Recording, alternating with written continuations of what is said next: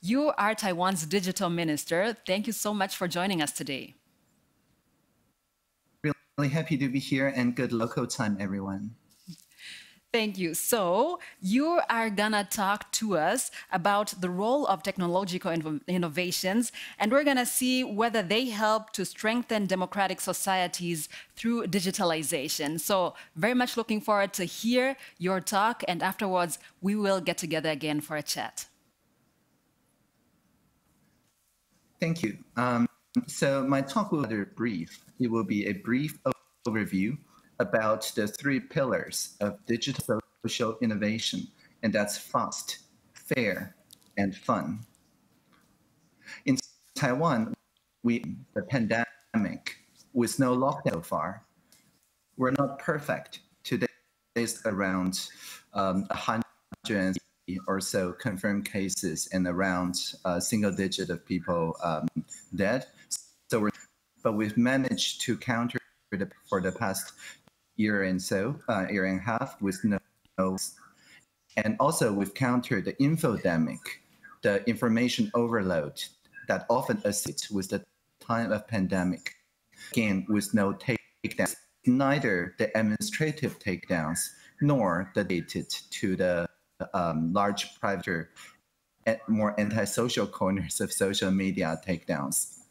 And the reason why we overcame the twin pandemics so far with no or takedown is because we have a strong digital infrastructure. In the very beginning of the pandemic, in 2019, December, there is a forum called the PTT, and many people are circulating this information from Wuhan. Dr. Li Wenliang said that there's 7 SARS cases in seafood market, end of quote. On Reddit or Facebook or other social media, people on PTT just focused and zoomed in and find out that it's legit context to it, and that it in we banning the flights from Wuhan to Taiwan a couple of weeks later. Every day, next day, the first day of 2020, we started health inspections for all flight passengers coming in from Taiwan. And this is because PTT is in the social sector. It has no advertisers. It has no shareholders. The national and university students pet for 25 years.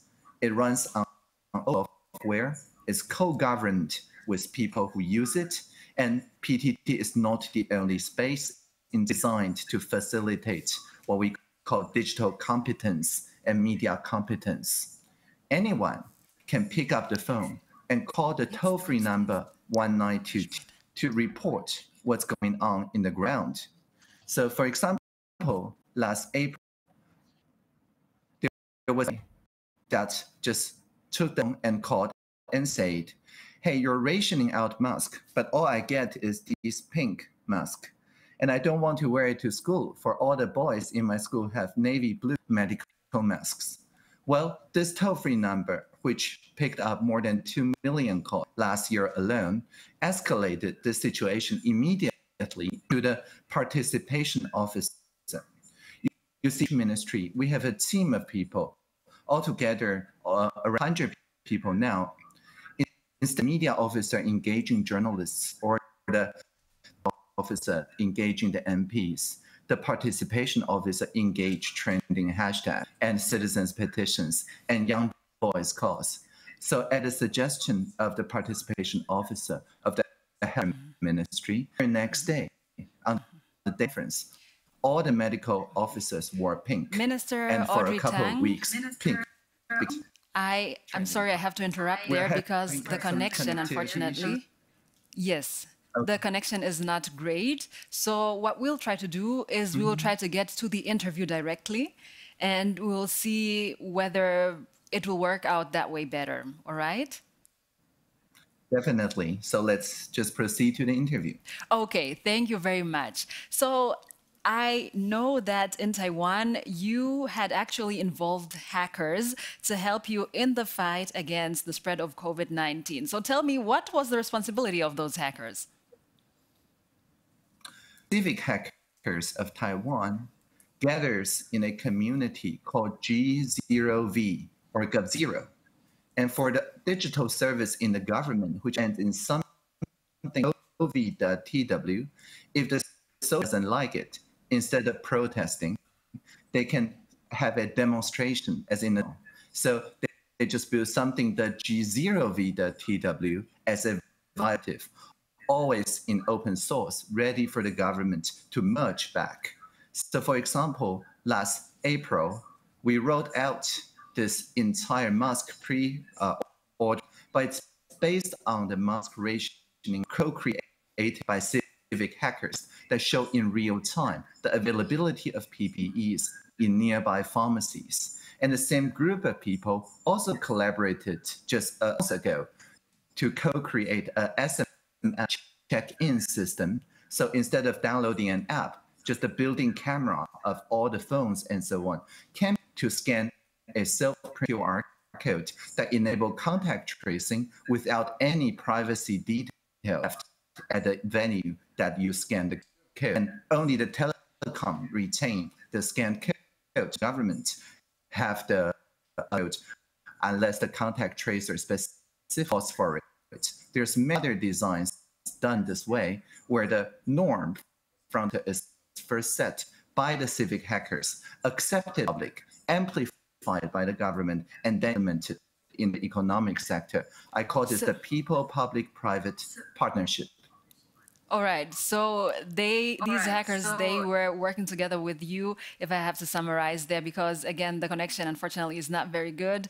And they were creating digital services where people could see, okay, where can I find a face mask? And they were really going to different stores and different pharmacies to see where they are available, how many are available, and then the people would get the information on their phones. Now, because we're talking about digitalization, of course, we have to talk about data privacy. You talked about one service where you say that you are not collecting people's private data, but that is a big issue. For example, here in Germany, there's a lot of worry about people's private data being used, especially by the government. So what is it like in Taiwan? How are you making sure that this data will not be used in future, maybe to crack down on critics?